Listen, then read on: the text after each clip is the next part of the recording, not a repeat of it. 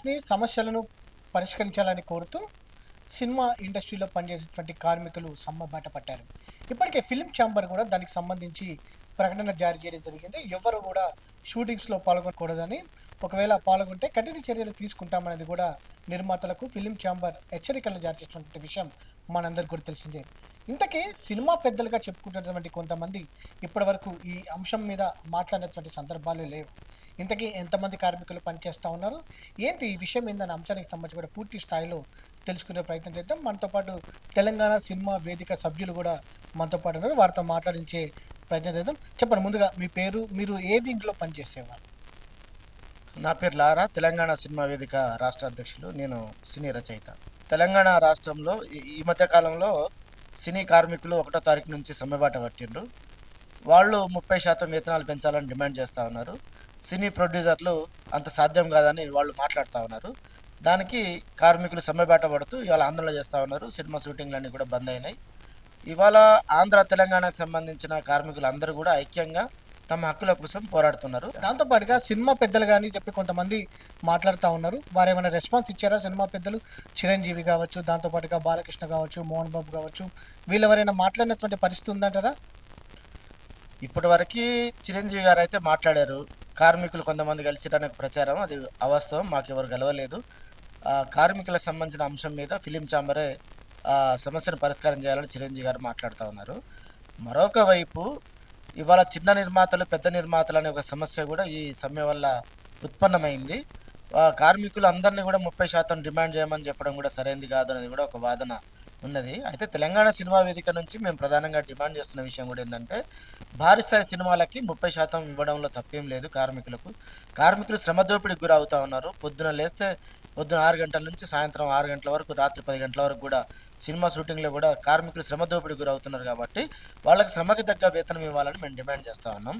అదే క్రమంలో చిన్న నిర్మాతలకు కూడా ఇంత 30% మా మీద వేస్తే మేము సినిమాలు తీయలేము అనే ఒక విషయాన్ని కూడా వాళ్ళ అభిప్రాయాన్ని కూడా వెళ్ళబుచ్చుతూ ఉన్నారు. అది ఒక రకంగా సమంజసమైంది. ఎందుకంటే ఇప్పుడిప్పుడే తెలంగాణ ప్రాంతంలో లేదా హైదరాబాద్ ప్రాంతంలో చిన్న నిర్మాతలు, చిన్న ప్రొడ్యూసర్లు అందరూ కూడా బయలుదేరుతూ ఉన్నారు, సినిమాలు తీస్తూ ఉన్నారు. అలాంటి వాళ్ళ మీద ఈ 30% అనేది ఒక ప్రభావం పడే పరిస్థితి ఉన్నది. కాబట్టి చిన్న సినిమాలు కూడా రావనే ఒక స్థితి నుంచి మేము ప్రధానంగా చెప్తున్నది ఏంటంటే, చిన్న సినిమాలని మినహాయించేసి భారీ స్థాయి సినిమాలు, పెద్ద సినిమాలకి 30% కార్మికులకు వేతనాలు ఇవ్వాలని తెలంగాణ సినిమా వేదిక డిమాండ్ చేస్తూ ఉంది. అయితే దిల్ రాజు ఫెడరేషన్ చైర్మన్గా ఉన్నారు. దిల్ రాజు ఏమంటున్నారు? మీరు గతంలో కూడా దిల్ రాజు పైన ఆగ్రహం వ్యక్తం చేశారు. ఎందుకని, అసలు ఏందంటారు? దిల్ రాజు ఆంధ్ర కీలుబొమ్మ. ఆయన తెలంగాణ మనిషి అయినప్పటికీ కూడా ఆయన ఆత్మ అంతా కూడా ఆంధ్ర ఆత్మలో ఉన్నది. ఇప్పుడు ఆయన 10 రోజుల నుంచి కార్మికులు సమ్మె చేస్తే ఇప్పటి వరకు కూడా తన అభిప్రాయాన్ని వెళ్ళబుచ్చలేదు. ఆయన ఇంటర్నల్గా చేయవలసినవన్నీ కూడా చేస్తున్నాడు. కార్మికుల్ని కూడా ఒక రకంగా ఆయన శ్రమ దోపిడీ గురి చేస్తున్న పరిస్థితి కూడా కనబడతా ఉంది. అయితే మేము ప్రధానంగా చెప్తున్నది కూడా ఏంటంటే, ఈ కార్మికులు సినీ ఫెడరేషన్ కార్మికులు ఏదైతే డిమాండ్ చేస్తూ ఉన్నారో ఆ డిమాండ్ మీద ఒక స్పష్టతను ఇవ్వలేకపోతున్నాడు. ఎఫ్డీసీ చైర్మన్ అయి ఉండి జోక్యం చేసుకొని సమ్మెను పరిష్కరించవలసిందిపై ఇవాళ 11 రోజుకు 12 రోజుకు తీసుకురావడం జరిగింది. దీనివల్ల కార్మికులు నష్టపోతున్నారు. అది ఆంధ్ర తెలంగాణ అయినప్పటికీ కూడా ఆంధ్ర తెలంగాణ సినీ కార్మికులందరూ కూడా కలిసి పోరాటం చేస్తున్నారు. ఎందుకు అంటే, తెలంగాణ రాష్ట్రం ఏర్పడ్డ తర్వాత సినీ విభజన జరగలేదు, సినిమా రంగంలో విభజన జరగలేదు, 24 క్రాఫ్ట్స్లో కూడా విభజన జరగలేదు, ప్రొడ్యూసర్లో కూడా విభజన జరగలేదు. ఫిలిం ఛాంబర్లన్నీ కూడా వాళ్ళ ఆజమాయిషీలనే ఉన్నది, కార్మిక సంఘాలన్నీ కూడా వాళ్ళ ఆజమాయిషీలనే ఉన్నది. అందుకని మేము ప్రధానంగా డిమాండ్ చేస్తున్నది కూడా ఏంటంటే, ఈ విభజన జరగలేదు కాబట్టి, జరగకపోయినా కూడా సినీ రంగంలో విభజన జరగకపోయినా కూడా ఎక్కడున్నా కార్మికుడే. ఎక్కడైనా ఆంధ్ర అయినా తెలంగాణ అయినా ఎక్కడైనా కార్మికుడు శ్రమ దోపిడీకి గురయ్యే కార్మికుడే. కాబట్టి తమ చెమట చుక్కకు విలువ కట్టి వేతనాన్ని ఇవ్వాలని మేము డిమాండ్ చేస్తాం. దాని విషయంలో దిల్ రాజు గారు ఒక సరైన వైఖరిని ప్రదర్శించలేకపోతా ఉన్నాడు. తను పెద్ద ప్రొడ్యూసర్ల పక్షాన, కార్మికుల పక్షాన లేడు. పెద్ద ప్రొడ్యూసర్ల పక్షాన, సినీ పెద్దల పక్షాన, సినీ పెట్టుబడిదారుల పక్షాన ఆయన ఉన్నాడు. ఆయన ఒక పెట్టుబడిదారుడు. పేరుకే ఫిలిం ఛాంబర్ ఫెడరేషన్, కానీ అదంతా కూడా ఒక దోపిడీకి ఫెడరేషన్ తప్ప అది సినిమా ఫెడరేషన్ కాదనే విషయాన్ని మేము చెప్పదలిచినాం.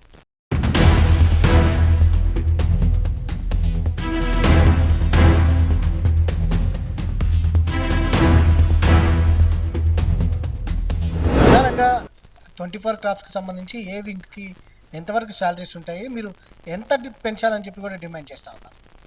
నా పేరు Karthik Reddy, film chamber of commerce 24 crops president మరియు తెలంగాణ ప్రజల కోసం ఏర్పాటు చేసిన తెలంగాణ జాక్లో నేను ఒక సభ్యుడిగా ఉన్నాను. వాస్తవంగా తెలుగు సినిమా ఇండస్ట్రీలో 24 క్రాప్స్ ఉంటాయి. 24 క్రాప్స్లో ఫస్ట్ శ్రమ దోపిడీకి గురయ్యేది జూనియర్ ఆర్టిస్టులు. వాస్తవంగా ఫెడరేషను తీసుకున్న నిర్ణయానికి గత సంవత్సరం అంటే 3 సంవత్సరాల క్రితం అంతకుముందే పెరగాల, అప్పుడు కరోనా వచ్చింది, పెంచలేదు.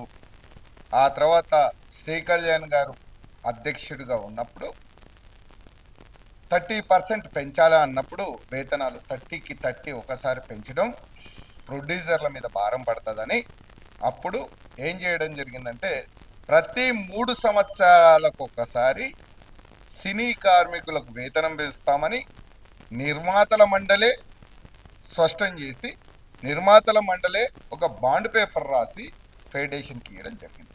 రాసిన తర్వాత అప్పుడు కూడా ఏమన్నారంటే ఒకటేసారి 30కి 30 అంటే మా మీద భారం పడుతుంది, మేము 20% ఇస్తాము, ప్రతి ఒక సంవత్సరానికి 5 పెంచుతాము, ఒకటేసారి 20 ఇస్తామంటే దాన్ని 25% చేసిన తర్వాత నిర్మాతల మండలిలో ఎలక్షన్లు వచ్చాయి. ఎలక్షన్లు వచ్చిన తర్వాత అధ్యక్షుడు మారిన తర్వాత 5% ఇయ్యలే, వీళ్ళు కూడా అడగల. కానీ జరిగిన విషయం ఏంటంటే అప్పుడే ఇయ్యలే, ఇప్పుడు ఎందుకు ఇస్తాం, మేము అప్పుడే నమ్మి వీళ్ళని అది చేస్తాం కదా, ఎందుకు నమ్మాలి అనుకున్నాం. కానీ ఇక్కడ శ్రమ దోపిడీ అనేది ప్రొడ్యూసర్ వల్ల జరగట్లేదు. వాస్తవంగా జరిగేది ఏంటంటే ఇక్కడ ఉన్న కొంతమంది, మొన్న ప్రెస్ మీట్లు నేను కూడా ఉన్నా, ప్రొడ్యూసర్ కౌన్సిల్లో ఉన్నప్పుడు కొంతమంది నిర్మాతలు ఏం చెప్పారంటే ఇప్పుడు 20% పెంచుతాము, తర్వాత 5% పెంచుదాము అని అన్నదానికి ఫెడరేషన్ ఒప్పుకోలేదు, బయటకు వెళ్ళిపోయింది. ఎందుకు వెళ్ళిపోయింది ఫెడరేషన్ అంటే గతమే పెంచుతా అన్నారు, ఇప్పుడు పెంచలేదు. అది పోను ఇక్కడ కొంతమంది ప్రొడ్యూసర్లు లేవనెత్తిన అంశం ఏంటంటే ఒక జూనియర్ ఆర్టిస్టుకు 1,200 రూపాయలు ఒక ప్రొడ్యూసర్ నుండి డబ్బులు అందుతున్నాయి, కానీ జూనియర్ ఆర్టిస్టుకు పోయేది 700 రూపాయలే పోతున్నాయి. కడమ డబ్బు ఎక్కడికి పోయిందని కొంతమంది ప్రొడ్యూసర్లు క్వశ్చన్ మార్క్ చేసినప్పుడు వీళ్ళు ఏం చెప్పలే ఫెడరేషన్ నాయకులు. తర్వాత ఫైటర్స్ యూనియను, తర్వాత మేకప్ మ్యాన్ యూనియను వీళ్ళందరినీ తీసుకున్నప్పుడు ప్రొడ్యూసర్లు ఏం చేసినట్టే ఈ చిన్న వాళ్ళకి ఇచ్చిన దానికి మీరు వేతనం ఇస్తలేరు, 2000 పైకి ఉన్న వారికి మేము వేతనం పెంచము, మేము ఇచ్చిందే రిటర్న్ ఇస్తలేరు, ఇచ్చిన దానికి ప్రూఫ్ ఇవ్వండి అని కొంతమంది ప్రొడ్యూసర్లు నిలదీసినప్పుడు వీరి దగ్గర సమాధానం లేక మన తెలుగు ఫిలిం ఫెడరేషన్ నాయకులు బయటకు వెళ్ళిపోయారు. బయటికి వెళ్ళిపోయిన తర్వాత కూడా ఏంటంటే ఫెడరేషన్ నాయకులు 100 చెప్తారు, ఏంటంటే జూబ్లీ హిల్స్లో మాకు ఇన్ని ఓట్లు ఉన్నాయి అంటే ఇది అంత అంశాన్ని పక్కకు పట్టిస్తూ ఏదో చిరంజీవిని ఎమ్మెల్యే నిలిచబెడదామో నాగార్జున అది చేద్దామో కాదు, ఇది కార్మికుల సమస్య. అంటే మీరు శ్రమ దోపిడీ అన్నారు, ఎన్ని అవర్స్ ఉంటుంది డ్యూటీ అసలు అక్కడ పని దాదాపుగా ఎన్ని అవర్స్ చేయాలి, అవర్స్ని బట్టి వేతనం ఉంటుందా, ఒకవేళ వర్క్ ఎక్స్టెన్షన్ అయినప్పుడు లేట్ అయినప్పుడు ఎలా ఉంటుంది కార్మికుల పరిస్థితి? వాస్తవంగా మీరు అడిగిన క్వశ్చన్ మంచిది. ఏంటంటే కార్మికుడు పొద్దున్న 4 గంటలకు పోతే రాత్రి 12 గంటలకు వచ్చేది తెలియదు, లేదా 1ంటికి వచ్చేది తెలియదు, దీనికి టైం మెన్షన్ ఉండదు.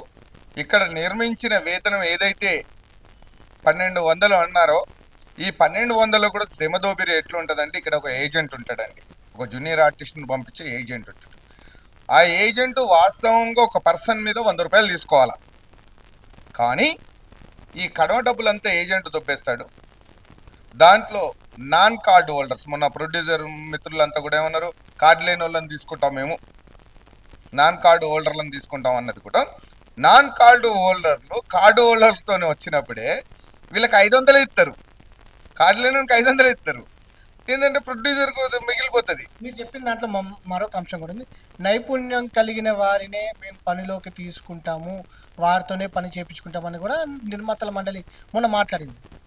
దీని గురించి మీరేమంటారు?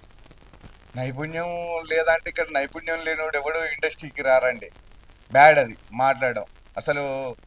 ఎందుకంటే నైపుణ్యం తెలుగు సినిమా ఇండస్ట్రీలో లేకపోతే ఎన్టీఆర్ ఎక్కడ నుండి వచ్చిండు, ఏఎన్ఆర్ ఎక్కడ నుండి వచ్చిండు, మా తెలంగాణ ముద్దు బిడ్డలు ఎంతోమంది నటసింహాలు, లేదా ఇక్కడ ఉన్న మా ఆర్టిస్ట్ ప్రభాకర్ రెడ్డికి నటన రాదా, వీళ్ళందరూ నటన రాదే వీళ్ళకి ఇదయ్యి వేరే రాష్ట్రం నుండి ఒక ఆర్టిస్టును తెచ్చుకుంటే తమిళనాడు నుండి తెస్తాడండి, లేదా బెంగళూరు నుండి తెస్తాడు.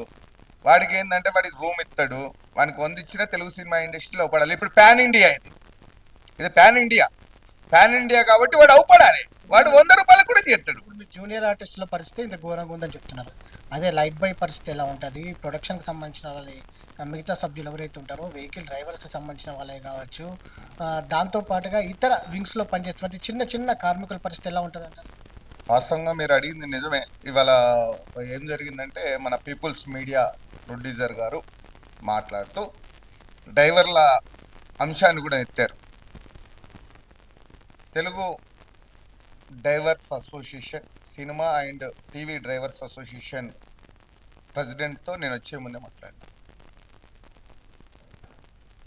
ఏంటంటే తమ్ముడు ఏమని చెప్పిందంటే, అన్న మేము పొద్దుటి నుండి సాయంత్రం వరకు, పొద్దున 1 గంట సాయంత్రం 1 గంట పోవచ్చు, మొత్తం వచ్చి మేము ఉట్టికి కూర్చొని ఉండాలి. బయటికి పంపిస్తే ఇంకో పని చేసుకుంటాం. మరి ఆ సెట్లకి వెళ్ళి బయటికి పంపరు కదన్నా, నువ్వే పంపు. సెట్లకి వెళ్ళి బయటికి పంపితే ఇంకోటి చేసుకుంటా.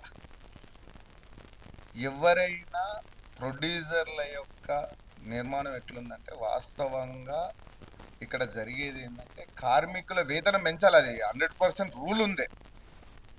ఏంటంటే ఇక్కడ జరిగేది ఏంటంటే ఒకరికి సంబంధాలు కరెక్ట్ లేక, నిర్మాతల మండలికి మరియు ఫెడరేషన్కి సరైన సంబంధం కలిపేవారు ఎవరు లేక మధ్యవర్తులుగా వ్యవహరిస్తారు. చిరంజీవి అంటే చిరంజీవి గారు ఏమన్నారంటే, వాస్తవంగా ఫెడరేషన్ నాయకులు పోలే, ప్రొడ్యూసర్సే పోయారు. పోయినప్పుడు చిరంజీవి గారు ఏం చెప్పారంటే, ఈ సమస్యను పట్టించుకొని కార్మికుల బాధను సెటిల్ చేయండి అన్నప్పుడు, ఇక్కడ ఉన్న నిర్మాతలకి అండర్స్టాండింగ్ లేక వాళ్ళు అది చేసినప్పుడు, నేనే లెటర్ రాసింది రాష్ట్ర ముఖ్యమంత్రి గారికి మరియు కోమటిరెడ్డి వెంకటరెడ్డి గారికి, అదేవిధంగా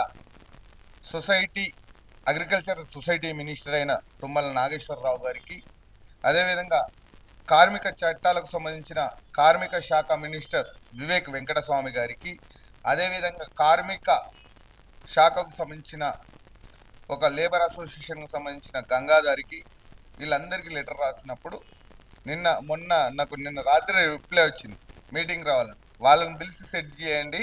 కార్మికులు 70% ఇక్కడ నుండి వెళ్ళిపోయారు. ఎవరి గురించి, ఏ నాయకుడి గురించి మాట్లాడితే కార్మికుడికి షూటింగ్ ఉండదు, మధ్యలో వాళ్ళే సఫర్ అవుతారు, ఇవన్నీ జరుగుతాయి, దీన్ని సెటిల్ చేయండి అని అన్నప్పుడు స్పష్టంగా పిలిచినప్పుడు, ఇందులో ప్రొడ్యూసర్ వాస్తవంగా ఇలా రాష్ట్ర మంత్రివర్యులు పిలిచినప్పుడు అందరు రావాలి. కొంతమంది ప్రొడ్యూసర్లు ఆంధ్ర పోయి, కొందరు ఇక్కడ ఉండి దీన్ని సెటిల్ చేయాలన్న ఉద్దేశం లేదు. ఎందుకంటే స్పష్టంగా ఇక్కడ అర్థమయ్యేది ఏంటంటే, మళ్ళా ఈ తెలంగాణ ప్రజల్ని ఎట్లా అంచాలి, ఇక్కడ వాస్తవంగా సినిమా ఇండస్ట్రీలో ఎంతమంది కార్మికులు ఉన్నారో ఒక ప్రొడ్యూసర్ అడిగితే ఆయన అంటాడుగా 20,000 మంది అంటారు, ఇంకో ఆయన అంటాడుగా 10,000 మంది అంటారు. కానీ వాస్తవం లెక్క 135,000 మంది సినీ కార్మికులు తెలంగాణ రాష్ట్రంలో పనిచేస్తూ ఉన్నారు. ఈ 135,000 మంది సినీ కార్మికులలో సినిమా చెయ్యకుండా కూడా, సినిమా అంటే తెలియని వాళ్ళు, కొంతమంది దొంగలను, బిజినెస్ చేసుకునే వాళ్ళని తీసుకొచ్చి కూడా కార్మికుడికి కార్డిచ్చి, చిత్రపురి లాంటి దాంట్లో లేఅవుట్లలో ఇల్లు ఇప్పించి ఇట్లాంటివి కూడా డ్రామాలు చేసుకుంటూ ఈ ప్రొడ్యూసర్లే. ఎందుకంటే వీళ్ళని గట్టిగా అడిగినాం అనుకో ఆంధ్ర పోతారు, మరొకసారి గట్టిగా అడిగినాం అనుకో అక్కడ ఎవడని అడిగితే మళ్ళీ ఇక్కడికి వస్తారు. వీళ్ళ పరిస్థితి ఏంటంటే అటు ఇటు దునికి మధ్యలో కార్మికుల యొక్క జీవితాలను ఆగం చేయడానికే ఉంది.